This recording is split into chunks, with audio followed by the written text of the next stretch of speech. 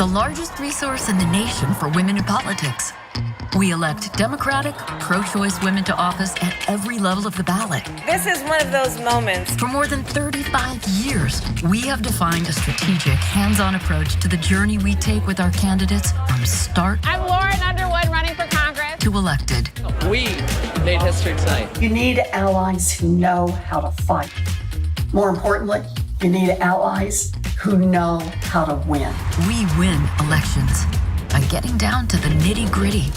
Late nights, early mornings, we are there all along the way. Through our Run to Win campaign, we are able to provide ongoing training to our members and candidates. We help them build top-notch campaign teams and prepare for debates and media appearances. Jahana. Thank you, Congresswoman. This is amazing, and I wanted to stop and just thank you and the women who sat on this original committee of Emily's List and were bold enough to imagine, and not just imagine, but to put your money where your mouth is and create an organization that supports women in leadership. I am so incredibly proud to have this endorsement, along with so many other women in the state. Susan and I have really fought for these types of things and really believe in them and know how important it is. And I have to tell you that timing is everything. And we know that right now is such a critically important time. And choice is more important than it's ever been. And by choice, I mean receiving all of the information that you need in order to make the best choice available to you. I know so many young people who, but for the fact that they can visit public health clinics or talk to public health professionals, would never have the options or the opportunity to make the choices that are best for their families. And even the thought of taking that away is so un-American. I think back to the women who in 1973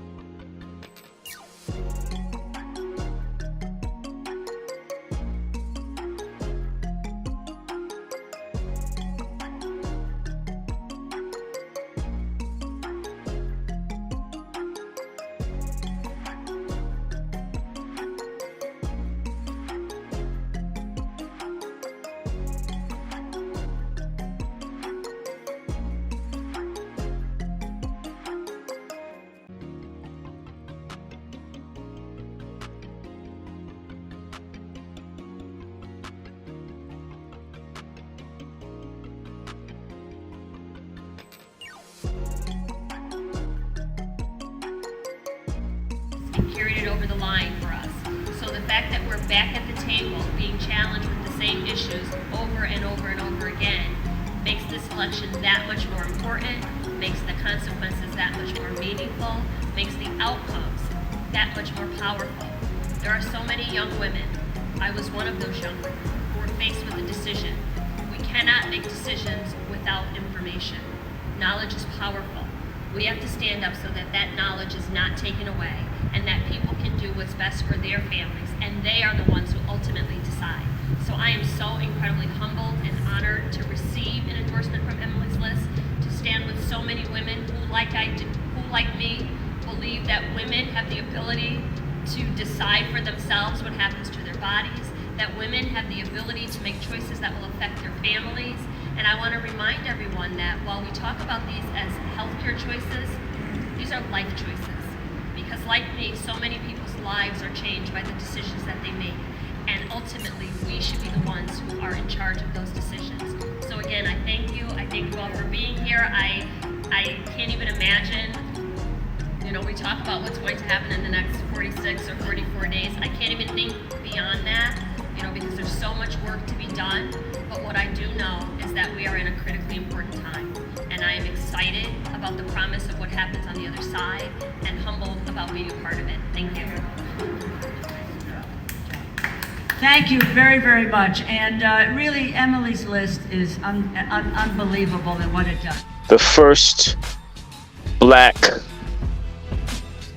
lesbian mother to head Emily's List. Emily's List is a lesbian political fundraising group that promotes abortion, lesbianism, and Planned Parenthood and gayness. And if you want their money, you have to be for this radical sexuality and eugenics agenda. And if you do, you get money. So when you see all these black women running for stuff, and yes, black women, since none of y'all will tell the truth, some of us are going to have to tell the painful truth. You have to literally be like in the cheerleading squad for baby killing, Planned Parenthood, and LGBTQI plus, and then they will fund your campaign. And by the way, you have to be Democratic. So if you notice, you see all the black women in office doing the same stupid stuff nationally. They're all getting money from Emily's List. Emily's List was started by this woman. I think her name was Malcolm is the last name. Let me look her name up real fast. Malcolm is the last name. And it's so many damn names to remember to explain, because our people don't read. Yes, I'm giving y'all hell. People don't read, and we shouldn't have to remember for people. People should know what the hell Emily's List is by now. It's been out here for a while, but let me do this. Let me help everybody out. And and the woman's name, I was going to say Emily Malcolm, but I knew that wasn't it. It's Ellen Malcolm. All right. Emily's List is the American Political Action Committee that promotes or helps Democratic candidates in favor of abortion, LGBTQ to get elected. It was started in 1985 by a lesbian that looks like Herman the Munster, if you've ever seen that. Her name was Ellen Malcolm. And Emily, the acronym stands for Early Money is Like Yeast. So what Emily's List does, you'll find if you've ever worked in politics, worked on a campaign, one of the biggest challenges is that you have is money. Political campaigning, especially the way this society is structured, you need money to reach people. Okay, you just do, for signs, for buttons, for advertising, to get people to do stuff. Unless you truly have a grassroots movement where you're in touch with thousands of people, because in order to do politics, you have to engage or be able to contact people or have a system. And so no matter how smart, brilliant, connected, decent you are, you need a machine. You need people to put signs in. You need people to make phone calls. You need people to go to meetings. You need security. You need workers. You need folks to canvass. And literally, you literally have to have money. Unless you're working and you've got such a system, like you're engaged with people, there's certain careers, like maybe being a minister or a person that's well known in the community where you live, where you're dealing with large numbers of people that you can mobilize to get them to do something. If you don't have that, unless you're not connected to people who have it, you really can't be effective locally.